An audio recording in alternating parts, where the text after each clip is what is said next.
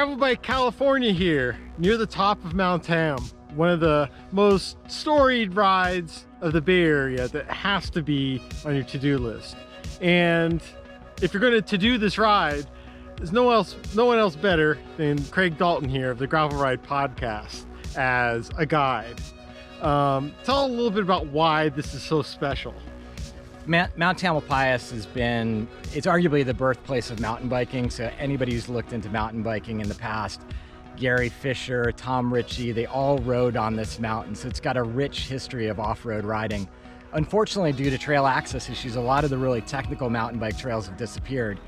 But for gravel riding, I think you'll agree, it's super technical, amazingly scenic, and it gives you something new almost every day because we get dramatic weather, we get the fog rolling in over the coast, so it's a magical place to ride. Now, I don't know if you caught this already just through that description, but the reason why I really love listening to the Gravel Ride podcast is Craig really has a real love for gravel bikes and also the people behind it. So you can definitely see how that flows on a ride like this or on the podcast and why a place like this really is so special. Yeah, I love getting the opportunity to bring people on Mount Tam because there's dozens of different ways up the mountain. You can touch on different views from different perspectives, and it really keeps it fresh and interesting for riders living in the Bay Area. So let's roll this. Let's do it. Let's continue up the mountain.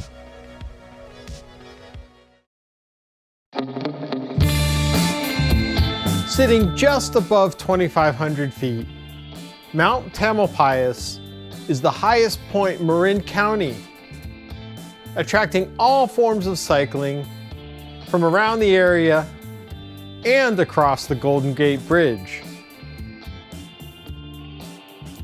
We started out of Mill Valley, which sits just beneath the base of the mountain that retains its history from over a century ago while accommodating some of the new. We made our way towards the downtown area, soon veering into the residential, avoiding all the too literal. If there's back roads access to the way up, I was pretty sure Craig was going to take me through it. But he also introduced me to a single track pocket along the way. Yeah, so now, ladies and gentlemen, we're getting into some great single track in the redwood trees. A couple real technical sections, particularly right when you enter, you're gonna go down and then a sharp right up. So get into a low gear and then keep your attention on. There's one rooted section, which is definitely rideable, but for most first-time riders, you're gonna get off. You can say I did my best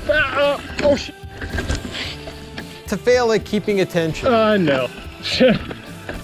But I'm sure it would be smoother on a second go-around.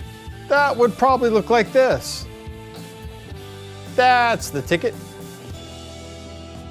We soon exited out of the homes and quickly veered off Panoramic Highway, leading us into the park.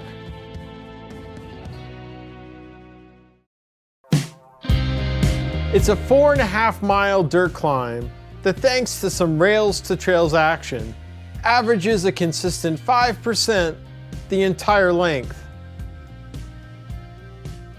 Like the Mount Lowe Railway above Los Angeles, the Mount Tamalpais and Muir Woods Railway was part of a turn-of-the-century boon to fulfill a growing demand to go up and into nature. Claiming itself as the crookedest railway in the world, these excursions operated up Mount Tam until a 1929 fire spelled its demise. The first 2K of dirt up the Gravity Car Road spur heads in a northeasterly direction, with a smooth surface and a collection of trees shading a good part of the views. Merging onto the old railway grade highlighted the noted curvature, along with a surface that's a little more granular. More importantly, the views open up, thankful that the windiness offers an assortment of perspectives.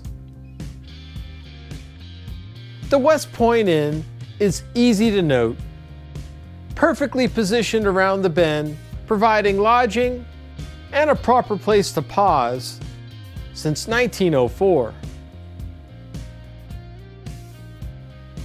Over the last 2 kilometers, you can make out some of the trails below you've already conquered as you steadily head towards the East Peak. Bending our way out, we made a quick stop east past the visitor center to take a proper panorama at the overlook that, thanks to all the Instagram posts, was a deja vu moment.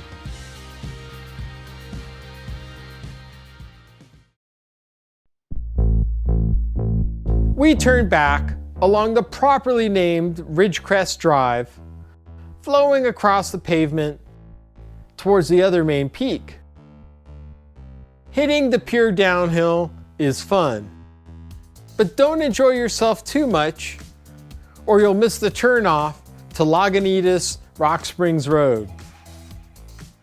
You're hit with a couple of short, punchy inclines in the teens, but I could sense some sort of payoff coming up.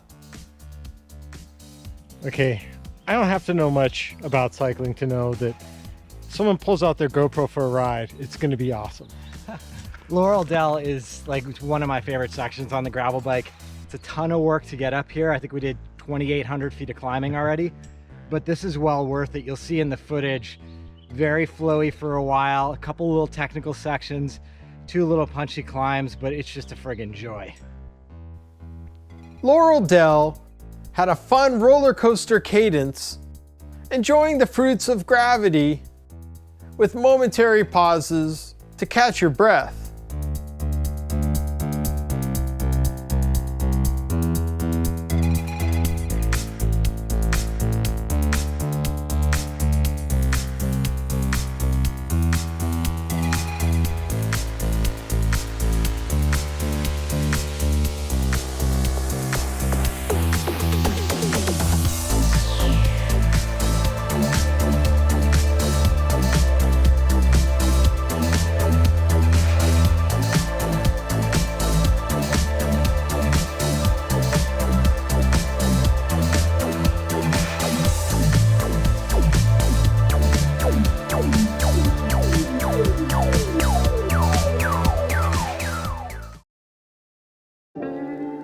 After a mile and a half, the mini rock quarry is an IRL notification. A stream crossing is coming up, leading you into a stiff, yet flourishing climb, exiting us back out onto Ridgecrest, along the famed section known as the Seven Sisters, where you need to absorb the coast and the sky. So do you ever get bored of this? I don't. It's really weird. I've probably lived in the Bay Area 20 years, and I can do some of these routes every single weekend, and I just love it. It's so magical. The views are epic. Absolutely love it. And with the greenery blanketing the hills so much, you want to roll down them like the Dread Pirate Roberts all the way to Stinson Beach, although biking along the top is a far more popular choice. We started to take back all this elevation quickly, turning onto Panthole Road just long enough for our next piece of dirt.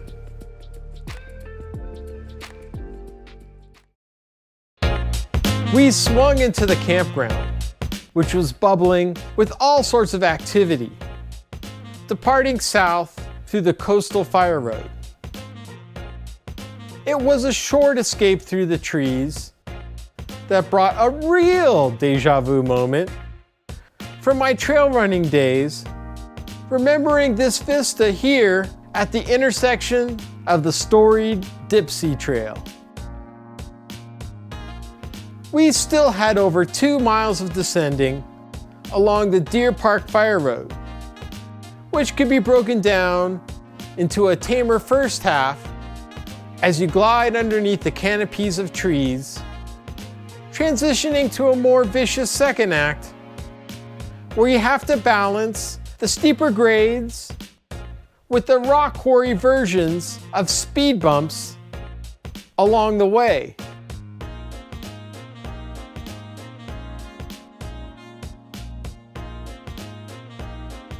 Frank Valley Road came up just in time, where its quaintness gave a quick opportunity for my ears to pop. We briefly merged onto Highway 1 with the urge to partake at the popular hangout at Pelican Inn. Instead, continuing straight onto dirt, which brought us into a unique set of variables. Welcome to Fantasy Island. If you see anybody at the Zen Center and they don't respond when you say hello, it's because they're probably in a silent meditative retreat.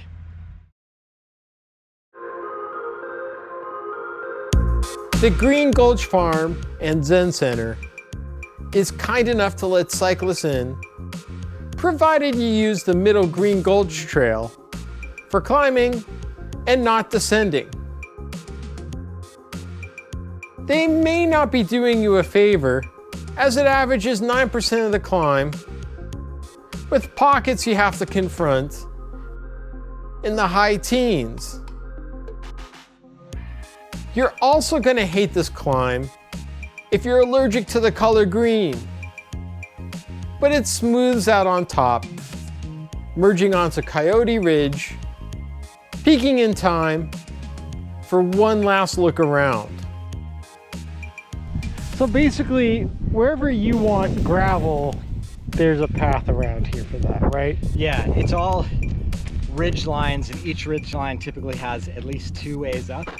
So you can really spice it up. There's a lot of sort of figure eights that go on if you're leaving from the Golden Gate Bridge. And then, as we said before, once you're on Mount Tam, there's a dozen different trails that kind of go up from different sides.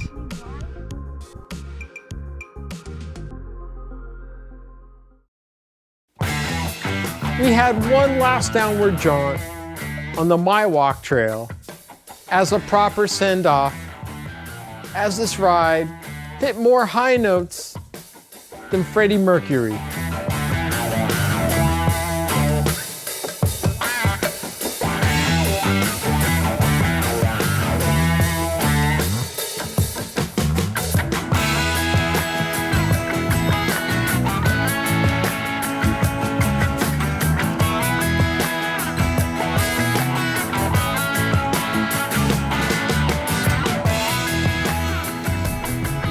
So, Craig, I have to thank you. This was an amazing ride, and you've kind of ruined my day because you said there's also so much more riding that we missed out on. Yeah, I mean, we're 30 miles, 4,600 feet of climbing on the loop that we did, but we never even got really to the other side of Mount Tam. So we could have gone down to the other side, back up another 2,200 feet of climbing. There's as much as your legs can handle out here. You know, I was already thinking of putting together my best rides of the year. We're not even halfway through already, and I'm like, I have to come back. I'd be honored for Mount Tam to be part of it. I certainly believe it would earn its place. Yeah, well, now you know why this is just such a storied ride. If you haven't already, please subscribe to this podcast, because it definitely helps enhance your experience on so many different levels of learning places to ride, events, and tech, which helps me out a lot. Yeah, absolutely. I mean, I welcome anybody to follow me on Strava. I share all my routes readily on Mount Tam, so if you're ever in the area, just hit me up. I'm happy to kind of point you out to some of my favorites. But strong. Anyways, if you can, please subscribe and follow us here on our little gravel guide page, and we'll bring you more from the state of dirt. See ya.